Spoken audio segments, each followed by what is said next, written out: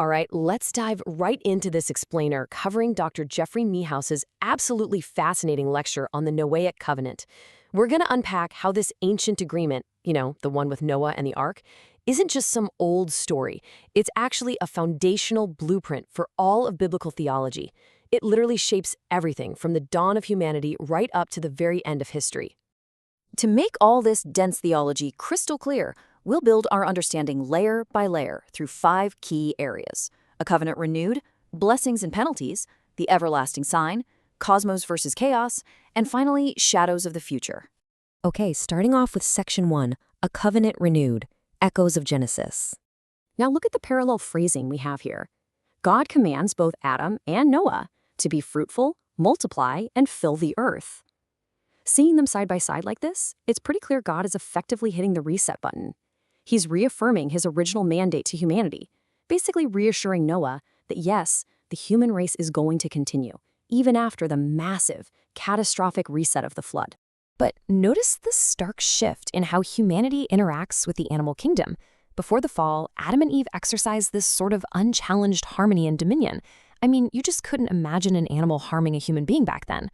However, because the fall introduced lawlessness into the world, post-fall dominion required putting the literal fear of humanity into animals. Why? Just to facilitate human survival in agriculture. As the source points out, this was a practical necessity just so people could safely navigate a completely fallen landscape. Moving right along to section 2, blessings and penalties, the covenant stipulations.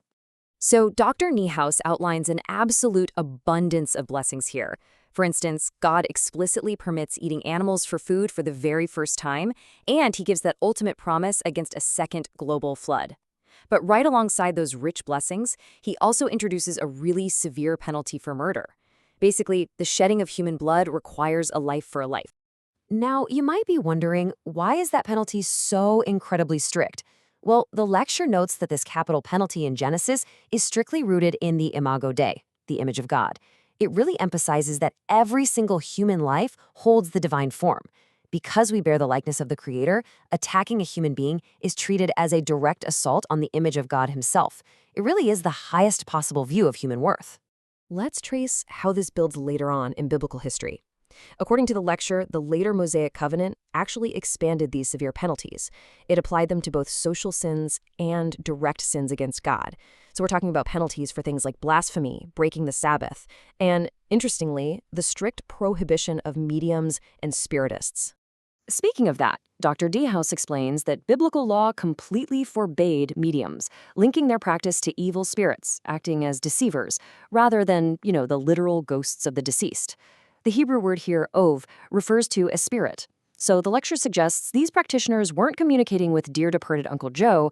Actually, scratch that. It's more like they were interacting with deceiving entities trying to bring chaos.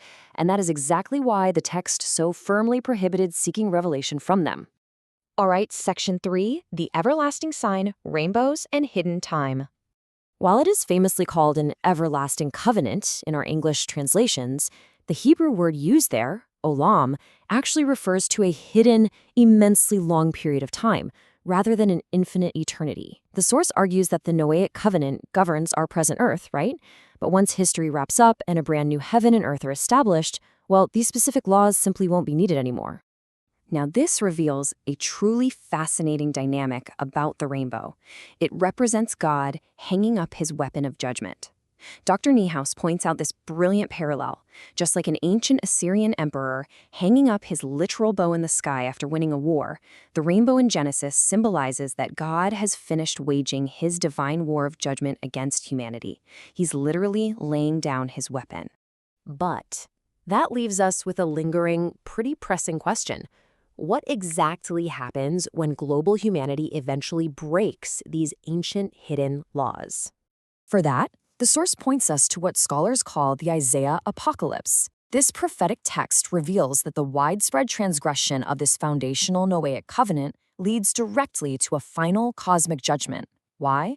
Because the earth becomes hopelessly polluted by the actions of its inhabitants. Which brings us to section 4, cosmos versus chaos, the anatomy of sin. It all starts with this foundational word, tohu. The biblical term tohu describes the initial formless, chaotic state of matter right before God brings order and beauty to it. Now, initially, this formlessness isn't a bad thing at all. It's just raw material, waiting for the Creator's touch. So, the crucial point to grasp here is that God's order is kind of like building a beautiful house from a pile of bricks. Sin, on the other hand, is the destructive, chaotic bombing of that house right back into a disorganized pile of rubble. Cosmos is order, adornment, beauty. Sin is the total rejection of that order.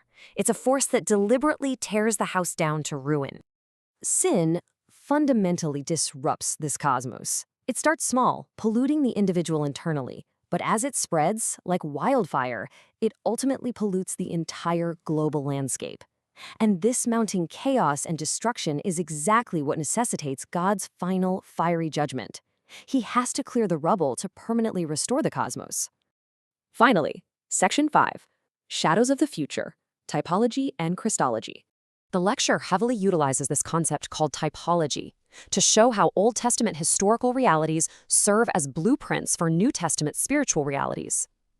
Think of the Old Testament type as the rough historical sketch, and the New Testament antitype as the final, vibrant masterpiece that the sketch was pointing toward all along.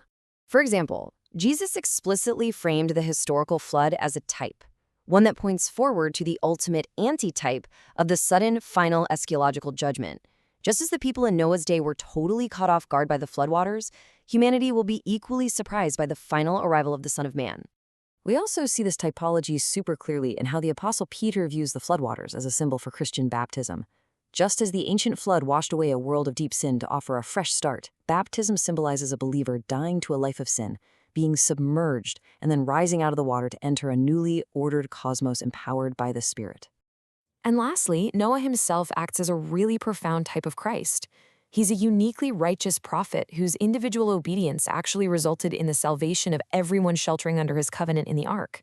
Now, he wasn't perfect, but he was a blueprint. In the exact same way, Jesus Christ is the ultimate righteous figure whose obedience brings cosmic salvation to absolutely everyone who shelters under him. Which leaves us with this final thought to take away. If these ancient biblical blueprints of chaos and cosmos are still echoing and actively operating in our world today, what are you building with your pile of bricks?